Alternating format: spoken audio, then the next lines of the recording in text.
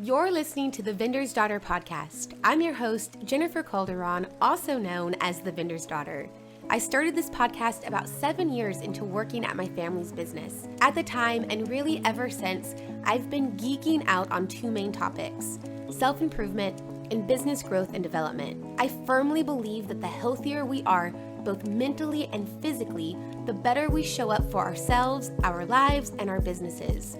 So, on the show, we talk a lot about things like a positive mindset, why what you eat matters, why it's important to move your body, and how a gratitude practice can change your life. And because growing a business is my favorite topic ever, we also interview entrepreneurs from various fields so that they can share how they grew their business. Which means along the way, we'll also talk about things like email list, growing an Instagram, and knowing when it's time to hire your next employee. You guys, the only thing I might like to talk about more than business is coffee. I love coffee. So grab a fresh cup and listen in as we deep dive into all the things.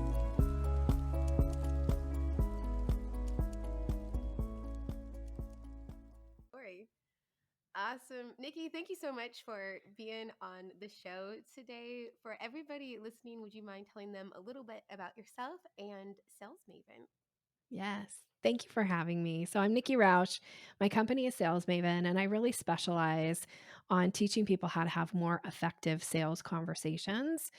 My background is 25 plus years as a professional salesperson, and I started my business in 2013 of teaching primarily entrepreneurs and a lot of the times women in particular on how to just have more effective sales conversations so that they're really confident, they know where they are in the conversation, and they know how to move somebody to the next step. And I work with people in three main ways. I do private one-on-one coaching for people. I have a membership platform where people get access to me and group. It's really like a group coaching program, but they get access to me for live coaching calls. They get access to my training content, and then we have a private group where they can go in and post questions. So that's the membership. And then I also teach master classes Nice. on very kind of deep dive sales specific topics. So that's how I work with clients. I love that. One of the things that you mentioned in that was, well, I guess a couple of things, but you talked about knowing like what stage you are in a Hmm. sale. Yep. I've never really thought of it other than maybe like a pitch and a close. So, Yeah. are there? I'm assuming there's more stages than that. There's more steps. Yeah. Yes. So I teach a framework that's called the selling staircase, and there are 5 steps to a sales conversation.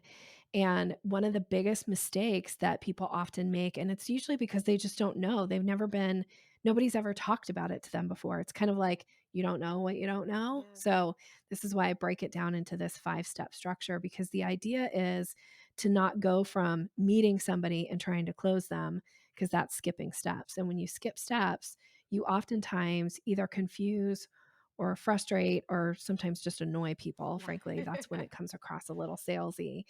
So when you can break it down into the steps, and you can tell me how much in depth you want me to go into any of this, but then you know, like, oh, I know what step we're on and I know what to do next. So Mm. instead of trying to like follow this exact script or like, okay, they're going to say this and then I'm going to say that. Well, that doesn't ever work in a real live No. conversation because people are, going to be authentic. We want you to be authentic in your own conversation. So the 5 steps are, I guess I should ask you if you want me to go through the I 5 do. steps I would before I love jump in. to. Okay. As I look away, I'm like taking notes. So I'm just like Okay. writing up everything. I just I like. I just want to make sure. Okay, so step 1 is the introduction step. The objective of this step is to make a powerful first impression. And sometimes this step happens on social media, sometimes this step happens over email, sometimes this happens in face-to-face conversations, but or even on your website. The idea, make a powerful first impression. Step 2 is create curiosity. Step 2, by the way, is the most missed step in the selling staircase because most people don't even think about, nor do they know how to create any type of curiosity at all in a sales conversation. And if you're not creating curiosity, oftentimes it never goes any further. Hmm. So you might be talking to somebody who would be an absolute ideal client for you, but because you don't create any curiosity, they don't know what they don't know. So they don't know what to ask you. They don't know that you even do certain things. So you've got to learn how to create curiosity. So that's step 2. And then step 3 is the discovery. This is that consultation type call. This is like ways we might work together type call. And the objective in this particular part of the sales conversation is to understand what's the problem, what's the need, what's the want that this customer has. And by asking very strategic questions, it helps to identify, am I even talking to somebody I want to work with? Mm. Or am I talking to somebody who's not an ideal fit and I need to bless and release? So it also helps the client identify too. Am I talking to somebody who knows something that I want to know or can help me solve some type of a problem? So that's step 3, discovery. And then step 4 is actually the proposal. This is when we're going to lay out a way to work together. Mm. But you can't ever get to proposal if you skip all these other steps, because most of the time people don't want to hear what it is that you're selling if you haven't done these other steps first. So proposal and then step 5 is the close. Those two go really closely together. So you lay out a really clear offer, and then step 5, that close, you ask a very specific, direct question, which is usually in the form of a yes or no, Mm. which could be something as simple as, based on what I've shared with you of ways we might work together, is that something you'd like to move forward with? I love that. I love just like the direct question too. Yeah. In my sales experience, I sell for my family's business and no real formal training except for I went to one seminar that was put on by our franchise group and I hated it. The guy was just like find the pain point and like dig into the pain point, like just twist it and then like be Mhm. the solution. But I was like, oh, I don't really like that. Like if my whole conversation is just reminding them of the pain they're in, I feel like it's not a very pleasant conversation. Like they're not going to walk away feeling like, "Oh, I really enjoyed that." Like they were just in misery the whole time. And then I was like, "Oh, hey, by the way, for the low price of $900, I'll fix your your problem." It just kind of felt gross. So, I've Yeah. avoided that a lot. A lot. Yeah, and I think a lot of people feel that way, and this is what I think kind of scares people off from being effective in a sales conversation is, like, I don't wanna be the person who, gives somebody a paper cut and goes, "Oh, bless your heart, you're bleeding. Here, let me squeeze it and see how much blood I can get out of it." Like, Yes. no, thank you. Who wants to be that?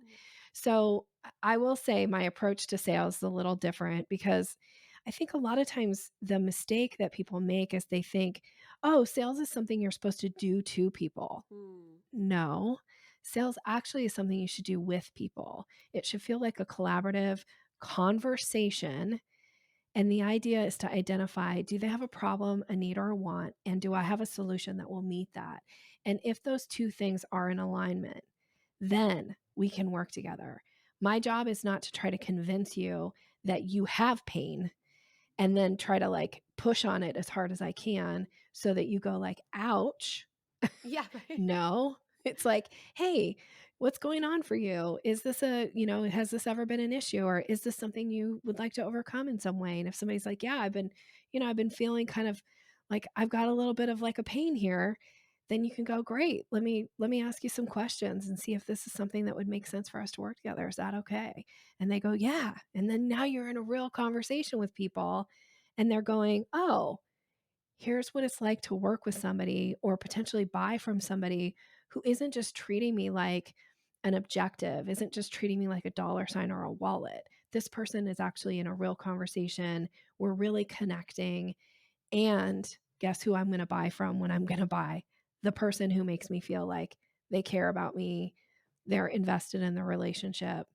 I think, consumers, we're savvy Yes. nowadays and we're skeptical too because we hear all the horror stories and we've been on the receiving end of somebody who's tried to do sales to us, which feels gross. And we're not going to take it anymore. Gosh, I love that. I love the distinction of you're not doing sales to someone, it's you're selling with someone. It's more of like an invitation, like, hey, I have this thing that I think could be a good fit for you. Are you interested in learning more? And if they are, cool. And if not, well, then that's fine. It wasn't for them. Yeah. So Yeah. I really like that. And I also, um, what was it? Oh, the bless and release that you said. I love that. I love this idea that it's like a two-way, it needs to be a partnership. Like it needs to make sense for both sides. And I think a lot of entrepreneurs I talk to, or I was certainly guilty of this as well. At some point you want to, like, you're just so interested in growing the business, you're so interested in the numbers that you forget that it needs to make sense on both sides. Like not all customers are created equal, and they're not always Yeah. going to be a good fit for you. And if you match yourself up with somebody that doesn't fit well just for that paycheck, I think you're not going to deliver the best results that you could, and you're also not going to enjoy the work as much. And you're probably not going to make the impact in the world that you want to make either, because you're working with the wrong Yes. kind of people that aren't going to either appreciate or get the value out of what it is that you truly can offer to somebody. So, yeah, I like that you're kind of recognizing and paying attention to that, because there are plenty of buyers out there that are the right fit for you. Yeah. And if you're trying to make everybody fit, then you do this thing where you usually have a very confusing message. Mm. You go into convince mode of always trying to convince people that they must hire you. And you spend a lot of time, I think, also then feeling disappointed, because you're like, oh my gosh, these people, like all these people are saying no. And that can really get in and start to affect your mindset. And instead, I really want and teach this, like, in a way, in a kind way, and this is why I call it bless and release. You really do want to repel the people who are not a good fit. Yeah. And you want to repel them as fast as possible, so that you're not taking up time and energy and mindset of thinking like, oh, nobody wants to buy from me, nobody can afford my services, all that stuff that I think gets in the way for us as entrepreneurs. Yeah. And instead, by repelling the people who aren't a good fit fast through bless and release, then it makes space and makes that ability for you to then attract your ideal client and be ready for them when they show up, and be excited about working with them, and deliver your best possible like solution, so that they get the biggest impact, the best results. And then your business will grow, frankly, because they're going to become ambassadors out in the marketplace. They're going to be like, oh my gosh, here's who I worked with. I love this person. Here's what they've done for me. I recommend them all the time. Like you should work with them too. And when you can create ambassadors in the marketplace, I think it's a new level of being able to scale your business. Gosh, I love that so much. It just feels good. It just like, it's like, oh, to create that excitement. And I love the idea of talking about impact. I think like we all want to have a purpose and meaning in what we Yeah. do. And so it never really corresponded the right customer with the impact level too. And so I'm like, oh, I like that. It just feels good. It's like, oh, I could help Yeah. somebody, I could be what they need. So I love that. Well, of the five stages, you mentioned that curiosity is the one that gets skipped the most. Mhm. Would it be okay to dive a little bit deeper into that? Sure, I would love to. I love to talk about curiosity. Awesome. Curiosity is probably my favorite word. That's so good. Just well, that and a curse word, but I won't say it on your You can podcast. curse on here. It's fine. It's like my audience should know that I like to swear. It's fine. I think actually I've heard you say that maybe on one of your podcasts Yeah, I'm before too. So, like, I okay, don't try to pretend. yeah, yeah, We'll just mark the uh, cute little E next to it and move on with our day. that's right. Oh my goodness. But curiosity. So curiosity, the objective is to really want to draw people in, okay? So we can help identify who are our ideal clients. So when I teach curiosity, I often compare it to, it's the difference between how you call a dog and how you call a cat. Now, if you're hearing me say this for the first time, you're probably thinking, who is this whack job? But bear with me here for just a second. Um, the mistake that people make in business, especially when you are talking to somebody and you're like, oh my gosh, I'm talking to this person, I could totally help them, they're an ideal client for me. We tend to come across with a little bit of what I call dog calling energy. So Mm, if you think about when you call a dog, you do this thing, it's usually like a high pitch, like, come here, boy, come here, or you want a treat, or and it's like you change your demeanor, you change the way you show up in a conversation when you're calling a dog, right? so Because true. dogs respond to that. They're like, oh my gosh, something fun's going to happen. I'm totally in. But people don't respond to that. They feel like, ooh, this person's coming on too strong, or I feel like this person is word vomiting all over me. Like, what's going on? So, the flip side of this, think about how you call a cat. You call a cat by going, here, kitty, kitty, here, kitty, kitty. Now, cats won't even always come to that, right? They might like look, check you out a little bit. They'll give you a little bit of attention, and that's what we're trying to do is we're just trying to get enough of an attention from somebody for them to go, what's going on? Tell me more. So the way you create curiosity oftentimes is just the way one way is the way you answer common questions. Mm. So for instance, I'm going to give you a really common question, which is like, hey, how have you been lately? Right? Like you Yes. probably get asked, how are you? Or have you been? Like you probably get that question all the time. And some people have standard answers to the question, but that doesn't actually open the door for somebody to ask you like a follow-up question if your answer is, "Oh, I've been fine," or, "Oh, things are good." Well, that doesn't start conversation. If you want to talk about your business and if you want to create curiosity so you can identify, am I in a conversation with a prospective client or not? Mm. Then you want to say something that allows for them to ask you a follow-up question. So for instance, right now, if somebody said like, "Hey Nikki, how have you been lately?" I might say something like, "Oh my gosh, I've been great. I just hit a milestone with my podcast this week. We broke, 50,000 downloads." I love So that then allows for somebody to go, "Oh, you have a podcast? What's your podcast about? Oh, who do you target in your pod?" You right? Like now we get into a real conversation, which allows for me to talk more about the fact that I teach selling skills and my podcast is called Sales Maven. And now it gives me permission versus somebody saying, like, "What have you been up to this week?" And I go, "Oh, this thing happened on my podcast, and this is why, and here's who I work with, and blah blah." That's word vomiting. That's Yes. dog calling energy. So you just want to have enough of an answer for somebody to go, "Oh, tell me more about that." Interesting. I love that. I love that it just Okay. like opens up so many doors.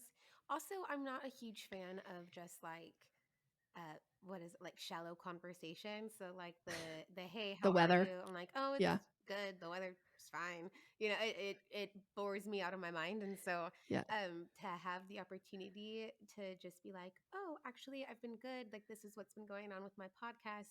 All of a sudden it changes the conversation to something much more meaningful too, because not only like did I share something and maybe it opens up an opportunity to talk about my podcast, but maybe they'll actually share something more meaningful too, and we can kind of like dig deeper into a conversation with each other and just have a Exactly. better experience overall.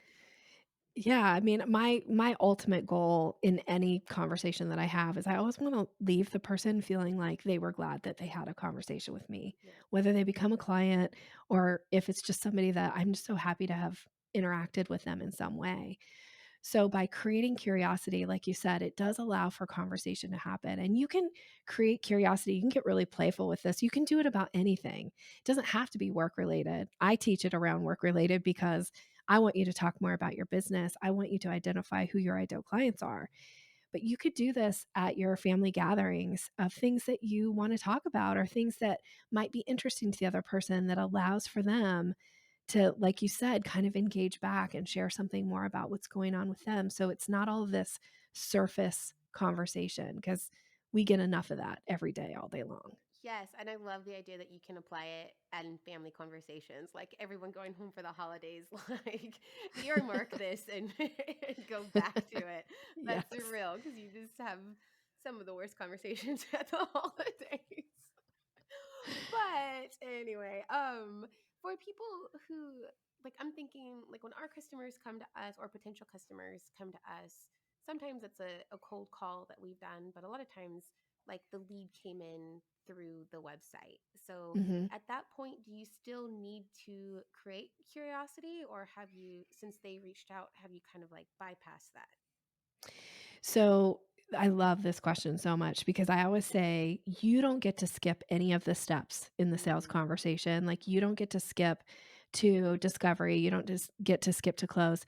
The only exception is if the client skips their own steps. So if somebody shows up on your website and then schedules a call with you, they've already kind of skip through introduction and enough of a curiosity piece. You've created enough curiosity on your website that when they're showing up, you're now in the step 3, the discovery. So you want to kind of start there, because if you try to start back at curiosity or back at first impression, of course you still want to show up and make a positive first impression in Yeah. that call. There's, rapport is still super important. I would say the foundation of everything I teach is built on rapport. So you do still want to build rapport, but you don't need to like start back at the very beginning. Although I do have can I say one more thing about Yeah, of this? course. Is that you do also want to think about creating curiosity, even with your existing clients. Because one of the mistakes I think oftentimes business maker or business owners will make is that we don't think about that there might be additional work or additional ways for us to support our clients, Mm, and they don't always know all the things that you offer. Or so if you don't ever plant any kind of seed or create any curiosity, then you might just get like this part of their business. But if you can create a little curiosity in the beginning of a conversation, they might go like, "Oh my gosh, like Jennifer, I didn't know that you guys did this, or I didn't know that that was something I could do with you. Tell me more about that." So I am going to say for your existing clients, you still do want to think about, are you creating curiosity at any point in a conversation that would open the door for them to go, "We would like to work with you in that capacity as well." gosh, I love that. And with me, I've always kind of made the correlation between like sales and dating. And I'm just like, with this, to me, like keeping the curiosity alive is kind of like keeping the romance alive a little bit, like don't just get them and then ditch them, like still Yeah. show up, still like be interesting to them, like still court them a little bit, like don't just Yes. get them in and then forget about them. So I Right. really like that you brought that up, because I think a lot of times in sales, like it can be sexy to get the new thing, the new customer, and then to kind of forget about the people that got you to that level. And so I love the Yeah. idea of keeping curiosity alive, even if you've had a long relationship with someone. Yeah. And the other thing about that too with sales is the easiest business to earn is repeat business. Mm, And if you're always looking for like, I just want new clients, one and done kind of situation, you're probably leaving a lot of money on the table. Because, one of the things I think about a lot is lifetime value of a client, mm, right? And I look at this in my own business is, what's the lifetime value of a client and how can I increase the lifetime value of a client? mm. Well, one of the ways that you increase lifetime value of a client is you offer them something else, another way to work with you, another service, another course, another whatever that is. And if you only have one option, it's like, it's just this and that's it. And that's okay if that truly is like what you want to do and your business is thriving in that way, congratulations. Those of us who have service-based businesses, a lot of times there does need to be this idea of like, I think in order to scale your business is, how do you increase lifetime value of a client? And that's by selling them something else. Yeah. And that means you have to still create curiosity. Gosh, that's so good. I know we're kind of getting close to the end of our time, but when you had talked in the beginning about the services that you provide, you mentioned that you primarily work with women. And so was wondering, do you find that in your experience that maybe women have more mindset obstacles to overcome when it comes to selling? Or I guess, why do you choose to work primarily with women other than that women are awesome? Women are awesome. So I came from a very male dominated industry in my career, and I didn't have an opportunity to work with a lot of women, specifically in sales, in a sales position. Not that they didn't ever, but it was proportionately, it was way out of whack. Yeah. And when I started networking and growing my own business, I started networking with women, and I found that a lot of times women tend to really hold themselves back Mm, in order to grow their business because they're not confident in how to have the money conversations. They're not confident in how to issue invitations for people to work with them. And I like just like the bigger part of like my own mission is to make a bigger impact in the world. And I truly feel like when women are able to bring more money into their business, they they invest back into their communities, and by investing back in their communities, they're making a bigger impact. So that's really my answer. I don't think it's necessarily specific that like women necessarily need more help with sales than Yeah. men do. I just feel really called to wanting to participate in that impact that's possible in their families and in their communities. I love that. That's beautiful. One of the things you just brought up pricing, and I know in sales it can be like the most uncomfortable part when you kind of like lay the price out on the table. To me, that's like where the most word vomiting happens. It's like, is that okay? Do you like that? Like, what's going on? If not, we can do something different. All the things. And so, do you have any like tips or tricks or like what works like when you kind of lay the price out, or how do you lay the price out? Yeah, so couple things is, and I learned this from my sales mentor in my early 20s. He used to always like he wasn't the soft side of sales like I am. He was like that hard, gruff guy, but I learned so much from him, and he used to always say, "Nikki, when you give your price, you give it like you're giving the time of day." So you have to really stand in your place of credibility and authority. And when you say your price, you have to say it as if you're saying, it's 3 o'clock in the afternoon. It has to be that congruent in your voice. So that's Mm, one thing about talking about price. Even if there's a part of you that feels like it's a lot of money to say to somebody it's $5,000. No, you have to say it's $5,000. Like you have to really stand in that place. And then the other thing is when you give your price, I teach it's really important that you follow up with that invitation, that close question. mm, So I would say, I'm just using $5,000 as a price. So it's $5,000. Is that something you'd like to do together? Or is that something you want to get started with? Or is that like, are you ready to move forward with that? Whatever that question is. And then you zip it. You are not allowed to speak again until the client responds. Because if you keep talking, if you say, it's $5,000, is that something you'd like to get started with? We could start today, or we could start next week, or we could get it on our calendar. You're selling past the close, mm. and you have to zip it. You have to like put your lips together, be quiet, and let the person respond. It's so good. I love it. Just don't sell past the close. No. I'm like, I've been very guilty of that. And it just feels, you just want to, you're just like, I hate every second of this. Like, I wouldn't buy from me. Like, how in the world would they want to buy from me? So I love that. Don't sell past the close. Well, gosh, Nikki, thank you so much for your time. I want to make sure everyone knows where they can find you, how they can work with you. You've written some books, and we didn't even get into that. I think I wrote down the titles here: The Selling Staircase and Buying Signals. Those are two. I have another book that I've written that's called 6 Word Lessons on Influencing with Grace. Ooh. But my number one book, if somebody was going to ask me like, what book should I read on sales from me, I'm going to say it's The Selling Staircase, because it's really me doing a deep dive into all of those steps I love it. of the sales process. And is that on your website, Amazon? Yep, it's anywhere pretty much where books are sold. So if you're an audio person, you can get it on Audible. If you can get it on Amazon, you can get it, I think, just about anywhere that you could get a book. You should be able to get my book. I love that. And if they want to work with you, where can they find you?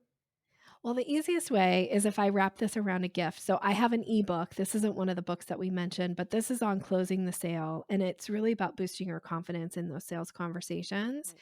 So you can get that by going to Your Sales Maven, and it's maven.com/daughter. So that's for your listeners. So yoursalesmaven.com/daughter. And then you'll get the ebook, and then we'll be connected. Or come listen to my podcast, Sales Maven. That's another way to kind of get some, like, dip your toe in the water and get a little bit more advice around selling. So good. Well, gosh, I've never had someone do a special link for me. I'm very excited. Thank You you. have That's so it? fun. No, I'm like, oh, that's exciting. So thank you for that. I'll go Yeah. take a look myself. And before I let you go, was there anything you wanted to tell listeners that we didn't get into? Anything you'd like them to know? This would be kind of the last moment. Okay. I get this question often if they're like, if you could give people one piece of advice around sales, what would it be? Yeah. And my piece of advice will always be issue that invitation for people to work with you, because you never know who's holding back from working with you because they just don't know how. They're not sure if if you would want to work with them. So be willing to issue invitations. Ask somebody, like, is there ever an opportunity that we could work together? Or is there ever an opportunity I could be a resource to you? Just ask the question and see what happens. Hey guys, thanks for listening to today's episode. If you enjoyed it, which I hope you did, make sure you subscribe so that you never miss what's next. If you really enjoyed it, I'd be super grateful if you could leave a review on iTunes or anywhere that you listen. And if you really enjoyed it, then I'd love if you'd share it with a friend. Last but not least, make sure you're following us on Instagram at The Vendor's Daughter for a behind-the-scenes look at my personal and professional life, and for what I hope is a little bit of daily inspiration as we walk this crazy journey together.